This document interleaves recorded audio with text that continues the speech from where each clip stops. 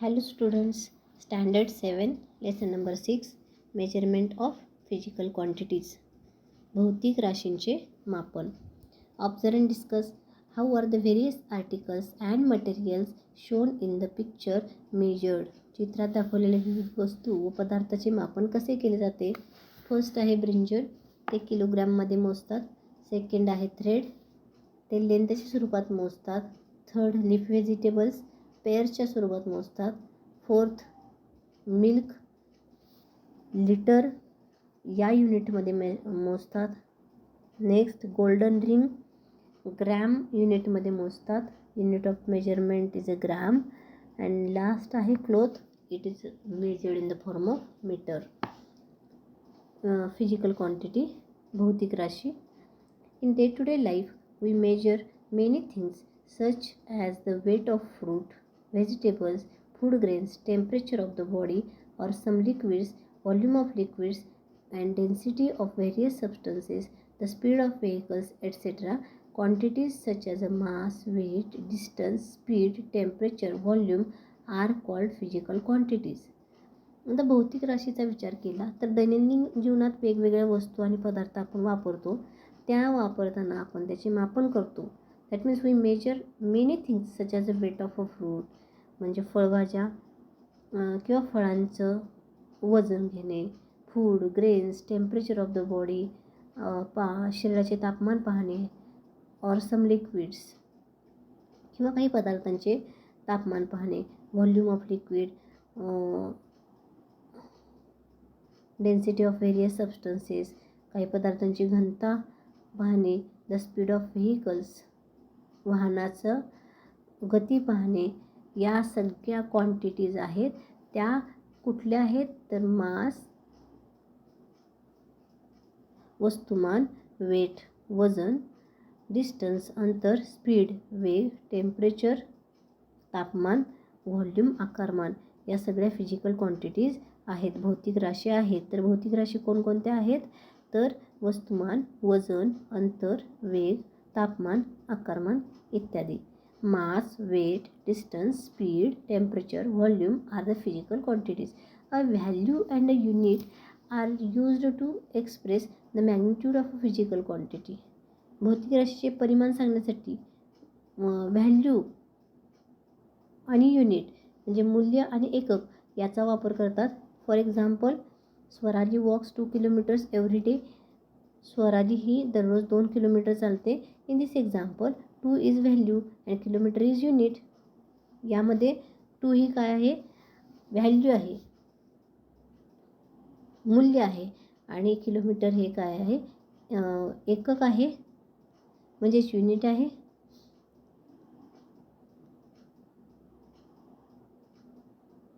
Hence, in this example, 2 is the value and kilometer is the unit used to express the magnitude of a distance which is a physical quantity. म्हणजे स्वराली जर 2 kilometre चालते, ह्या उदाहरणामध्ये अंतर या भौतिक राशीचे परिमाण स्पष्ट करताना 2 अंतराचे मूल्य असून किलोमीटर हे अंतराचे एकक वापरले जाते. Mass, the amount of matter present in the substance is called as mass. Amount of matter म्हणजे पदार्थातील जो द्रव्य संच आहे त्याला आपण मास किंवा वस्तुमान असे म्हणतो. Matter has a natural tendency to resist the change in its state which is called as inertia. पदार्थामध्ये नैसर्गिकपणे स्थिती बदलास विरोध करण्याची प्रवृत्ती असते, म्हणजेच जडत्व असते. It is called as a inertia. Inertia म्हणजे जडत्व. Mass is the qualitative measure of the inertia of object. वस्तुमान हे वस्तूच्या जडत्वाचे गुणात्मक माप आहे. The larger the mass the greater is the inertia. जितकं वस्तुमान जास्त तितकं जडत्वही जास्त असतं. Mass is a scalar quantity. वस्तुमान ही आदिश राशी आहे. स्केलर क्वांटिटी म्हणजे आदिश राशी. It does not change from place to place anywhere in the world. जगात कोठेही गेले तरी ते बदलत नाही. The quantities mass and weight are however different. Gram and kilogram are units of mass. मात्र वस्तुमान आणि वजन या दोन्ही राशी भिन्न आहेत. वस्तुमान ग्रॅम आणि किलोग्रॅम या एककात मोजतात. When we use the two pan common balance in a shop we compare two masses. ज्यावेळी आपण दुकानामध्ये एखादी वस्तू आणायला जातो त्यावेळी दुकानदाराकडील 2 पारड्यांचा तराजू आपण पाहतो, त्या 2 वस्तुमानांची तुलना करतो. वेट म्हणजे वजन. What we measure in gram kilogram is mass.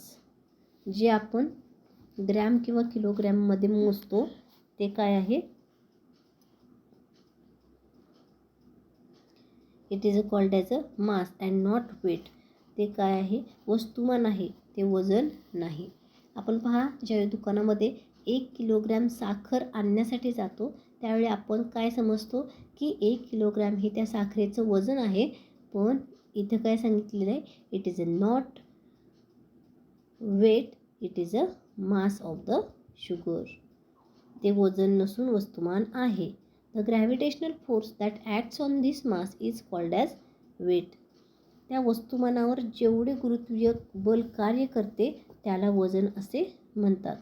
The gravitational force by which the earth attract an object towards its centre is called the weight of the object. Therefore weight is a vector quantity. It is different at different places on the earth. म्हणजे एखाद्या वस्तूला पृथ्वीच्या गुरुत्वीय बलाने आपल्या केंद्राच्या दिशेने आकर्षित करते त्याला वस्तूचे वजन असे म्हणतात. म्हणून वजन ही सदिश राशी आहे. पृथ्वीवरील वेगवेगळ्या ठिकाणी ती वेगवेगळी भरते. आता अदिश राशी आणि सदिश राशी, स्केलर क्वांटिटी आणि व्हेक्टर क्वांटिटी म्हणजे काय पाहूया. अ quantity that can completely expressed bye it's magnitude alone is called as scalar quantity. केवळ परिमाणाच्या साहाय्याने पूर्णपणे व्यक्त करता येणारी राशी म्हणजे अदिश राशी होय.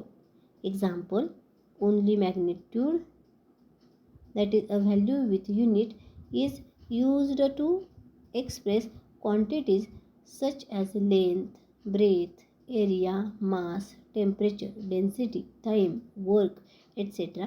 Thus we say that the length of the tunnel is 2 kilometers, the fuel temperature is 101 degree Fahrenheit, etc. आता अदिश राशी म्हणजे काय पहा बघा. केवळ परिमाणाच्या साहाय्याने पूर्णपणे व्यक्त करता येणारी राशी म्हणजे अदिश राशी होय. उदाहरणार्थ लांबी, रुंदी, क्षेत्रफळ, वस्तुमान, तापमान, घनता, कालावधी, कार्य इत्यादी राशी व्यक्त करण्यासाठी केवळ परिमाणाचा म्हणजे मूल्य व एककाचा वापर होतो. उदाहरणार्थ रस्त्याची लांबी 2 किलोमीटर किंवा 101 डिग्री फॅरनहाईट ताप.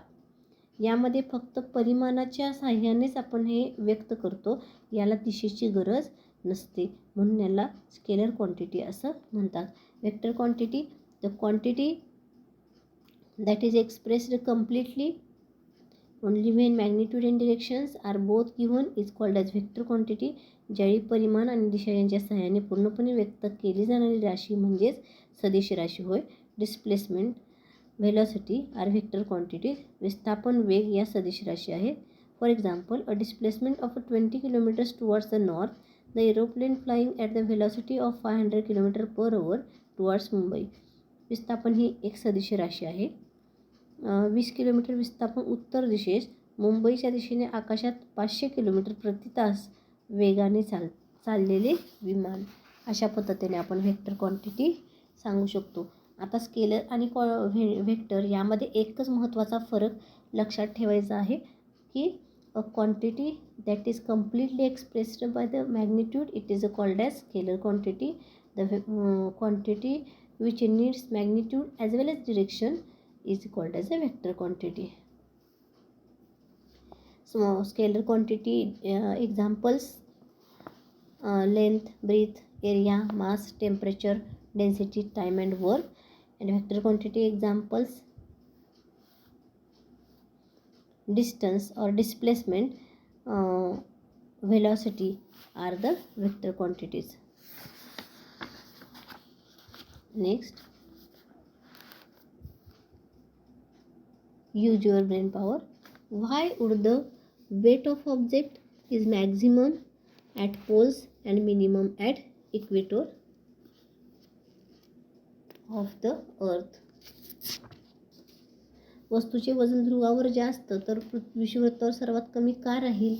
ह्याचं रिझन सांगायचं आहे आपल्याला. तर the gravitational force of earth is the weight of the object. The gravitational force exerted by the earth on the object at pole is more than the gravitational force exerted on the same object at the equator, and so the weight of object is a maximum at the poles and minimum at equator. आता ह्याचं आपण मागाशीच पाहिलं की gravitational force of the earth is the weight of the object. म्हणजे एखाद्या ऑब्जेक्टवरती अर्थनं अप्लाय केलेलं ग्रॅव्हिटेशनल फोर्स म्हणजे गुरुत्वाकर्षण बल म्हणजेच त्या वस्तूचं वजन असतं. मग ज्यावेळी आपण एक इथं प्रश्न काय दिलेला आहे पहा की वस्तूचे वजन ध्रुवावर जास्तीत जास्त का असते आणि विषुववृत्तावर सर्वात कमी का असते. त्याचं रिझन आहे की जे ग्रॅव्हिटेशनल फोर्स आहे ते जी वस्तू पोलवरती म्हणजे ध्रुवावरती आहे त्या वस्तूवरती ग्रॅव्हिटेशनल फोर्स हे जास्त असते आणि त्या उलट जी वस्तू इक्वेटरवरती आहे किंवा विषुववृत्तावर आहे त्याच्यावरती अप्लाय केलेलं जे ग्रॅव्हिटेशनल फोर्स असतं ते कमी असतं. आणि ऑफकोर्स त्यामुळं जे काय वेट आहे ते मॅक्झिमम कुठे असतं तर ते मॅक्झिमम पोल्सला असतं आणि मिनिमम ॲट इक्वेटर असतं. Second question, why is the weight of an object at high altitude less than its weight at the sea level. वस्तूचे वजन उंच जागेवर समुद्र सपाटीपेक्षा कमी का राहील. सेमच आन्सर आहे. The gravitational force exerted by the earth on the object it is called as weight of object. The gravitational force of the earth on the object at a sea level is more than that of the force at a high altitude. So an object weight is less at high altitude than the sea level. कारण C लेवलवरती apply केलेलं C लेवलवरती जे object ठेवलेलं आहे त्या ऑब्जेक्टवरती apply केलेलं gravitational force गुरुत्वाकर्षण बल हे जास्त आहे त्यामुळे तिथल्या वस्तूचं वजन हे जास्त आहे. आणि जी वस्तू उंचावर ठेवलेली आहे तिथं अर्थनं अप्लाय केलेलं ग्रॅव्हिटेशनल फोर्स गुरुत्वाकर्षण बल हे कमी आणि त्यामुळे तिथलं वजन कमी आहे. Will it be possible to use one and the same unit to measure physical quantities such as a mass, weight, distance, velocity, temperature.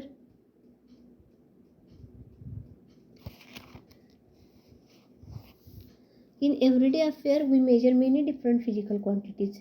As these physical quantities are different from each other, a specific unit is used to measure each quantity. Therefore, different units are used to while measuring different quantities. क्वेश्चनच कसा दिलेला आहे बघा. मास, weight, distance आणि velocity, temperature हे वापरण्यासाठी किंवा हे मोजण्यासाठी आपण सेमच युनिट वापरू शकतो आहे का. Of course not. कारण ह्या फिजिकल क्वांटिटीज ह्या डिफरंट आहेत बरोबर. ह्या भौतिक राशी वेगवेगळे आहेत ना. जर त्या राशी वेगवेगळ्या असतील तर प्रत्येकाला मेजर करण्यासाठी जे युनिट आहे ते नक्कीच वेगळं असणार आहे. And therefore different units are used while measuring different quantities. आणि त्यामुळं वेगवेगळ्या राशीचे मोजमाप करताना त्यानुसार त्याची निरनिराळी एकके वापरतात. Do you know our body has weight because of gravitational force of earth. आपल्या शरीराला वजन आहे ह्याचं एकमेव कारण काय आहे तर पृथ्वीचे गुरुत्वीय बल आहे. The gravitational force of the moon being less our weight will turn out to be less there. Our mass however is the same at the both places. चंद्राचे गुरुत्वीय बल कमी असल्यामुळे तेथे पृथ्वीपेक्षा आपले वजन कमी भरते. वस्तुमान मात्र दोन्हीही ठिकाणी सारखेच असते. वस्तुमान म्हणजे काय तर ज्याच्यावरती गुरुत्वीय बल हे कार्यरत होत नाही. म्हणजे जसं की मगाशी सांगितलं की आपण दुकानातून 1 किलो साखर आणतो. हे किलो हे त्याचं वस्तुमान आहे, वजन नाही. वजन म्हणजे काय तर एखाद्या ऑब्जेक्टवरती जे ग्रॅव्हिटेशनल फोर्स ॲक्ट होतं त्या ग्रॅव्हिटेशनल फोर्सला आपण काय म्हणू शकतो वजन किंवा वेट असं म्हणू शकतो. स्टँडर्डाइज्ड मेजरमेंट्स प्रमाणित मापन. इथे काही ॲक्टिव्हिटीज दिलेल्या आहेत त्या फक्त आपण पाहूया. Take a ball string, let one student from the class measure 4 hand spans of the string and cut it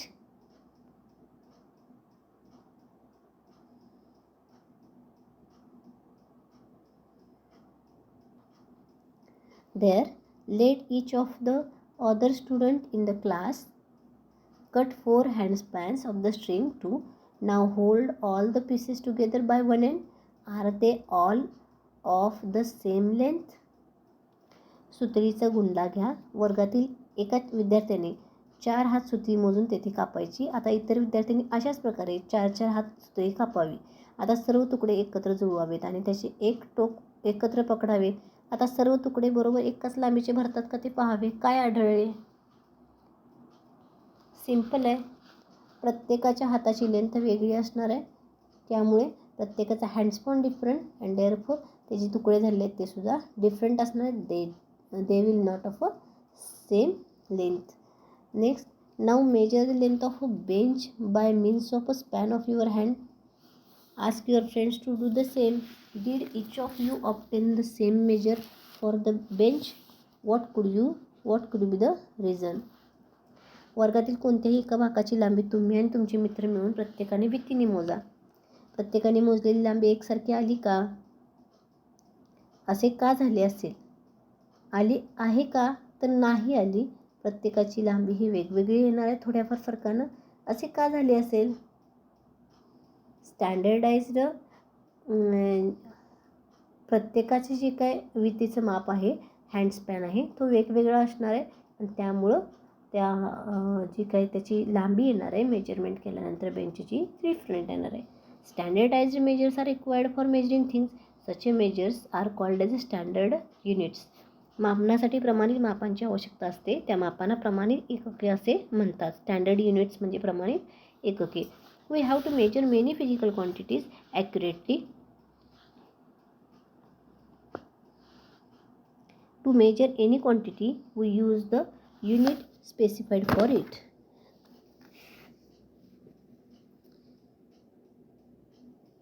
For example, the meter is specified unit for length.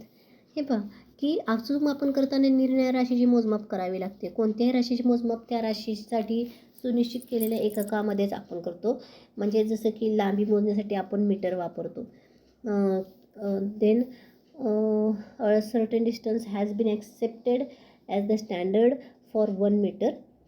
Why is there is a need for such a standard unit? Suppose the span of hand is accepted as the unit for measuring length.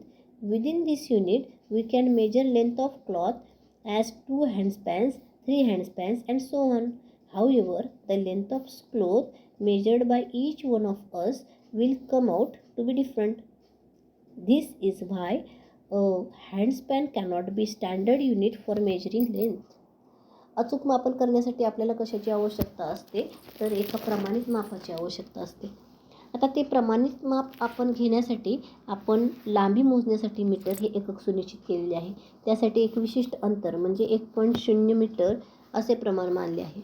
अशा प्रमाणित एककाची आवश्यकता का बरे आहे? समजा लांबी मोजण्यासाठी ताणलेला हात हे एकक मानले. या एककाचा वापर करून 2 हात, 3 हात अशा प्रकारे कापड मोजले. तर असे केल्यावर प्रत्येकाने मोजलेल्या कापडाची लांबी वेगवेगळी नक्कीच येईल आणि त्यामुळे लांबी मोजण्यासाठी हात हे प्रमाणित एकक होऊ शकेल का? तर नाही. आणि म्हणून लांबी मोजण्यासाठी आपण प्रमाणित एकक म्हणून मीटर या एककाचा वापर करू शकतो. ऑलवेज रिमेंबर, हे नेहमी लक्षात ठेवा. Prevailing system of measurement. Prevailing म्हणजे प्रचलित.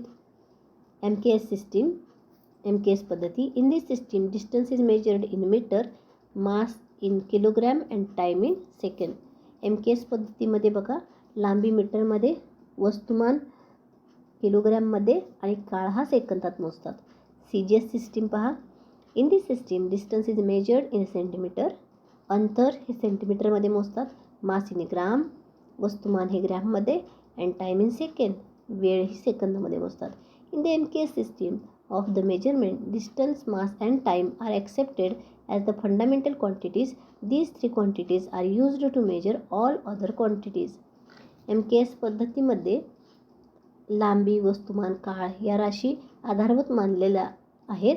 त्याचा उपयोग करून इतर राशीचे मापन हे करता येते.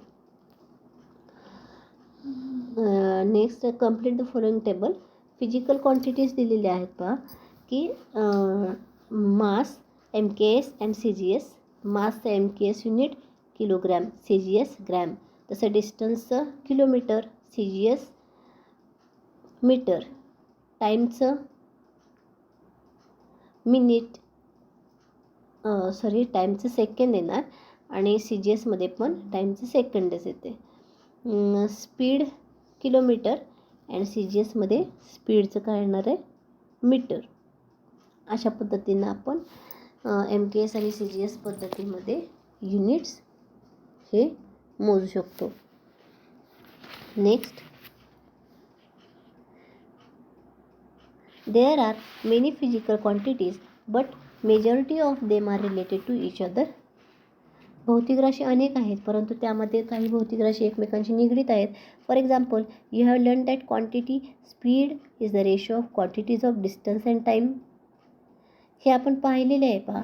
चाल म्हणजे हे काय गुणोत्तर आहे, कोणत्या अंतर आणि काळ या राशीचे गुणोत्तर आहे. म्हणजे चालचं जर आपण फॉर्म्युला लिहायला गेलो तर चाल बरोबर अंतर छेद काळ असे आपण लिहितो. हे मागील वर्षी तुम्ही पाहिले आहे.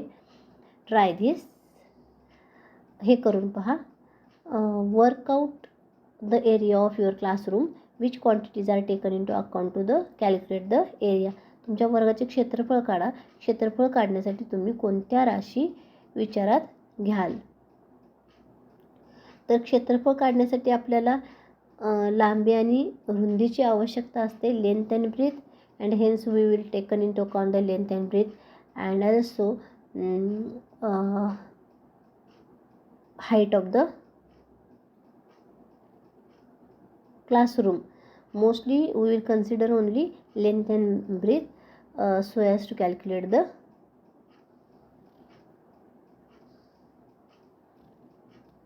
area of the class. Fundamental quantities, पायाभूत राशी. It is enough to select a few out of many quantities and standardize their units. You can see from the above examples that units of the quantities length and time need to be standardized.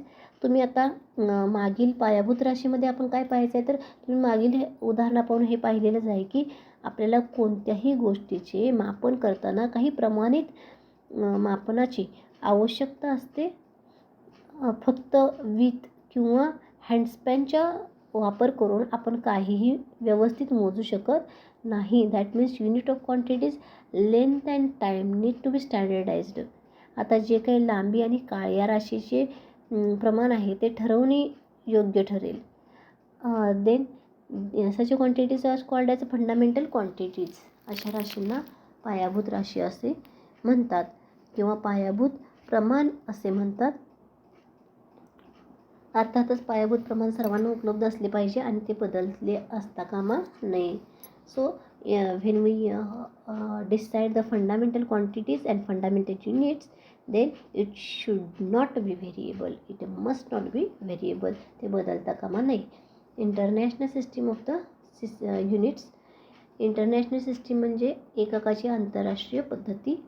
And international system of the units based on the 7 fundamental units called the system international is currently used all over the world. It is called as a metric system.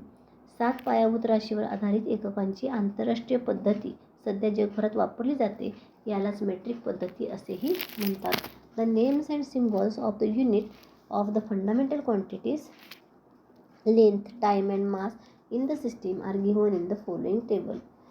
वस्तुमान, लांबी आणि काळ या पायाभूत राशींच्या एककाची नावे आणि चिन्हे सोबतच्या तक्त्यात दिली आहे. त्याचा अभ्यास करा. क्वांटिटी म्हणजे राशी, नेम ऑफ द युनिट म्हणजे राशीचे नाव, एककाचे नाव, सिम्बॉल ऑफ युनिट म्हणजे एककाचे चिन्ह. लेंथसाठी बघा युनिट मीटर आहे, सिम्बॉल एम आहे. माससाठी युनिट किलोग्रॅम आहे, सिम्बॉल kg आहे. टाईमसाठी युनिट सेकंड आहे, सिम्बॉल एस आहे. Standards of the fundamental quantities. पायाभूत राशीचे प्रमाण.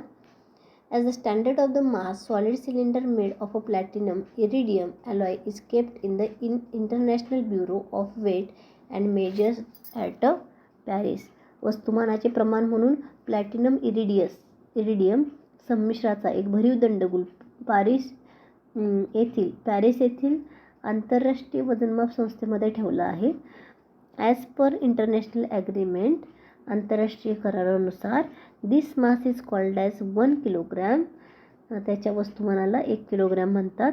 Official accurate copies of these prototype are kept in the standardising laboratories institutes all over the world. ह्या अधिरूपाच्या अधिकृत अचूक अशा प्रति प्रमाणीकरण करणाऱ्या जगभरातील प्रयोगशाळा आणि संस्थांमध्ये ठेवलेला आहे. 2 fine lines are engraved on platinum iridium bar kept in international bureau of weights and measures at Paris.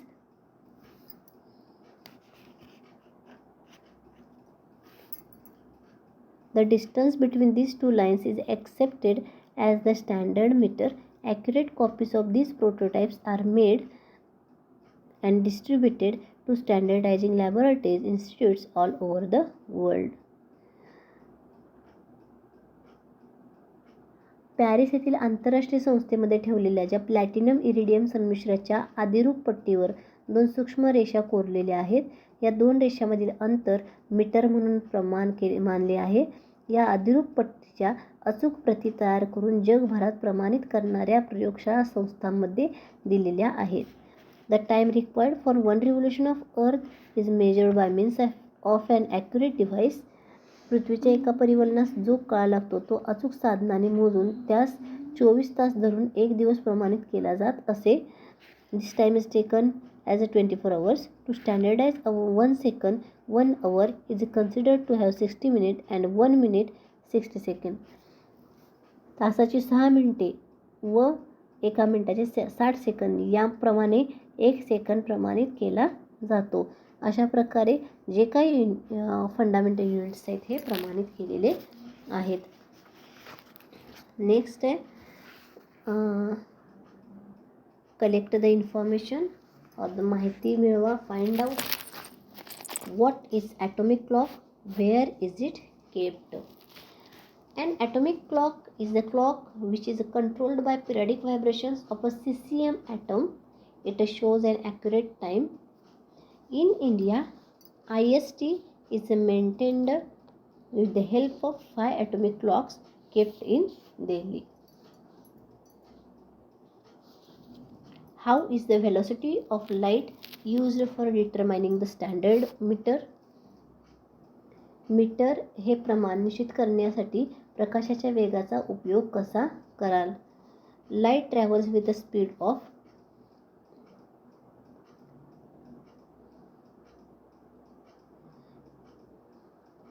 some speed. Using this data, 1 meter is defined as a length of path traveled by light, and hence we can measure the velocity of light to determine the standard meter. Next, great scientist. When man felt the need to measure things, he started by using the parts of his own body for the purpose. In Egypt and ancient times, the distance from a man's elbow to the tip of his middle finger was called as a cubit. मानवाला जेव्हा मोजमाप करण्याची म्हणजेच मापनाची गरज भासू लागली तेव्हा त्याने पहिल्यांदा स्वतःच्या शरीराचा भागाचा वापर करणे सुरू केले. प्राचीन काळात इजिप्तमध्ये माणसाच्या कोपरापासून मधल्या बोटाच्या टोकापर्यंतच्या अंतरास क्युबिट असे म्हणतात. This measure would differ from person to person. हे माप हे प्रत्येक व्यक्तीनुसार वेगवेगळे असणार. Therefore the cubit of the king was considered as a standard. आणि त्यामुळं राजाची क्युबिट हे प्रमाण मानण्यात आले. In olden times we weighed gold in unit called as a gunj. पूर्वी आपल्याकडे गुंज या मापाने सोने मापत असत. And hourglass was used for measuring time. Have you seen one. कालमापनासाठी वायूचे घड्याळ वापरले जाते. हे तुम्ही पाहिले आहे का.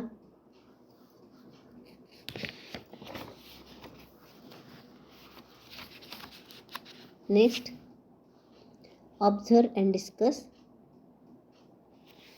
Identify the wrong methods of a measurement shown in the picture and explain why they are wrong. आकृतीमध्ये किंवा खालील चित्रांमध्ये चुकीच्या मापन पद्धतीचा शोध घ्या आणि त्याचे कारण सांगा. पहिलं आहे हँडस्पॅन आहे, दुसरं scale, third glass, fourth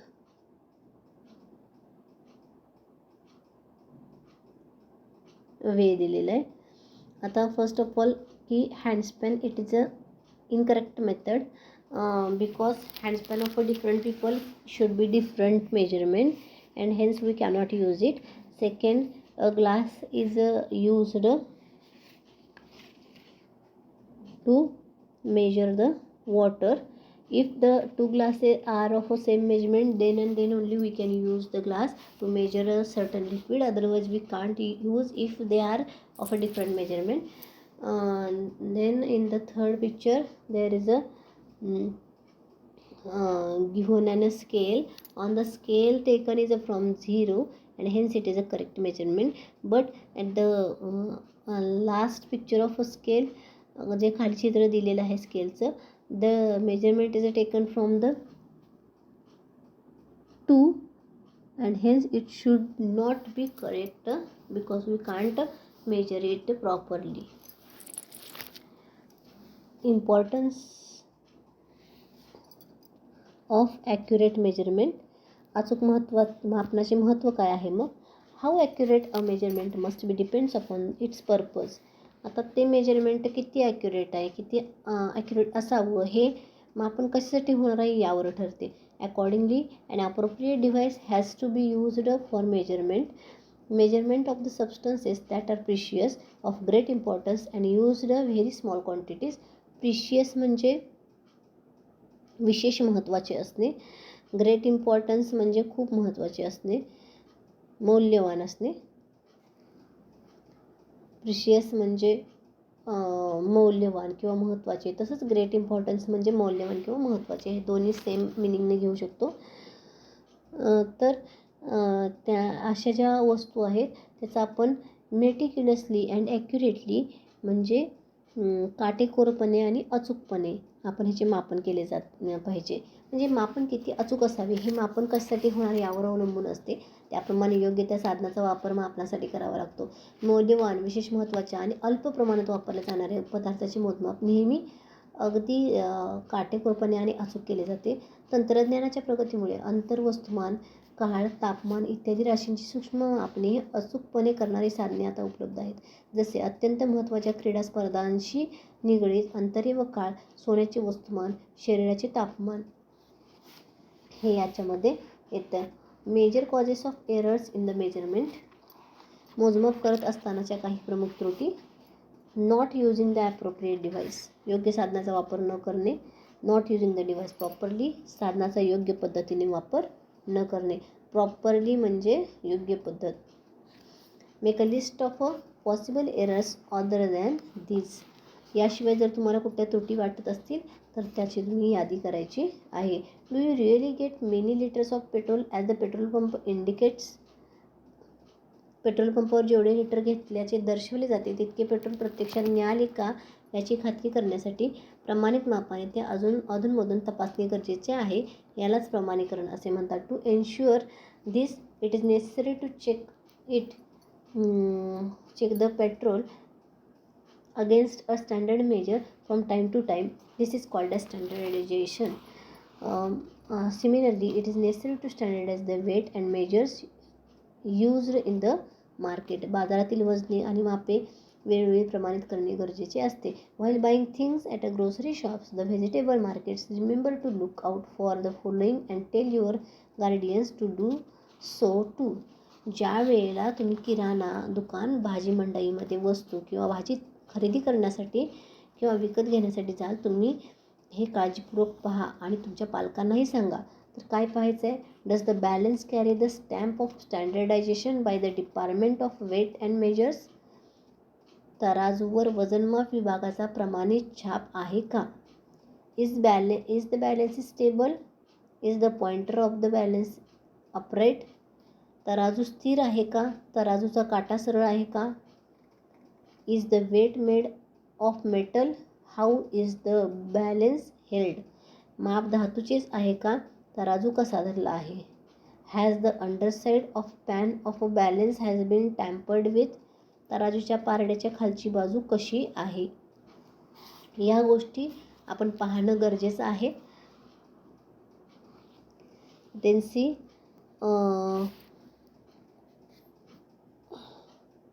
to prevent consumers from being cheated. जर आपल्याला ग्राहकांची फसवणूक होऊ नये असं वाटत असेल तर आपण काय करायला हवं? A weight and measures subdivision functions as a part of a food, urban supply and consumer protection division of the government. Officers of this subdivision visit different places of time to time and ascertain whether the weights and balances being used are proper or not. It is binding by a law of use, understand, and it is binding by law to use standard weights and measures. It is also a function of the weights and measures subdivision to grant licenses for the production, sales and repairs of weights and measures. पहा, ग्राहकाची वजनमापामध्ये फसवणूक होऊ नये यासाठी शासनाच्या काही अन्न, नागरी पुरवठा व ग्राहक संरक्षण विभागात वजनमाप उपविभाग कार्यरत असतो. या उपविभागाचे अधिकारी ठिकठिकाणी जाऊन योग्य वजन वापरले जाते की नाही, तराजू योग्य आहे की नाही याची खात्री करत असतात. प्रमाणित वजनमापे वापरणे कायद्याने बंधनकारक केले आहे. वजनमाप उत्पादन, विक्री व दुरुस्ती यासाठी आवश्यक ते परवाने देण्याचे काम हे शासनाचा वजनमाप उपविभाग हा करत असतो. यासाठीची जर तुम्हाला अधिक माहिती हवी असेल तर खालीच्या वेबसाईट दिलेल्या आहेत. त्या वेबसाईटवर जर तुम्ही गेला तर तुम्हाला याबद्दलची अधिक माहिती मिळेल. Next, do you no? During the rainy season you might have heard, seen and read news regarding how much water is collecting in the dam, how much water is being released and how about the present stock of water in the dam. Dam म्हणजे धरण. म्हणजे ज्यावेळी पावसाळा सुरू असतो किंवा पावसाचं प्रमाण वाढलेलं असतं त्यावेळी बघा पावसाळ्यामध्ये धरणात किती पाणी साठत आहे, किती पाणी धरणातून सोडले जात आहे, सध्या धरणामध्ये किती पाणी शिल्लक आहे किंवा किती पाणीसाठा शिल्लक आहे या संदर्भातील बातम्या पावसाळ्याच्या काळात तुम्ही ऐकल्या, पाहिल्या, तसेच वाचल्या असतील. यासंबंधी तुम्हाला काही खालील बाबी माहीत आहेत का? Do you know the following terms in this connection? 1 TMC means 1000 million cubic feet. 1 TMC पाणी म्हणजे 1 अब्ज घनफूट पाणी होय.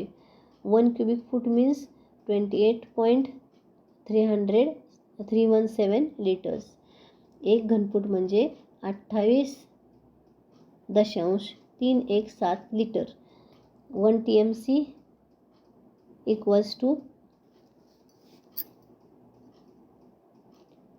28.317 थाउजंड मिलियन लिटर्स. म्हणजे 1 TMC म्हणजे सुमारे 28.317 अब्ज लिटर पाणी होय. My friend, my newspaper. What is the capacity of various dams in Maharashtra? महाराष्ट्रातील विविध धरणांची पाणी साठवण क्षमता किती आहे आणि चालू वर्षी विविध धरणातून ऑगस्ट, सप्टेंबर, ऑक्टोबर मध्ये झालेल्या पाण्याची विसर्गाची व परिमाणांची माहिती मिळवायची आहे आणि ती वहीत लिहायची आहे. अशा प्रकारे या धड्यामध्ये आपण काय पाहिले आहे तर importance of accurate measurements, major causes of error in the measurement, why the standardization measurement need, which are the fundamental quantities, what do you mean by scalar and vector quantities, and how we can use the fundamental quantities and fundamental units, etc. And also we know about the all units of length and weight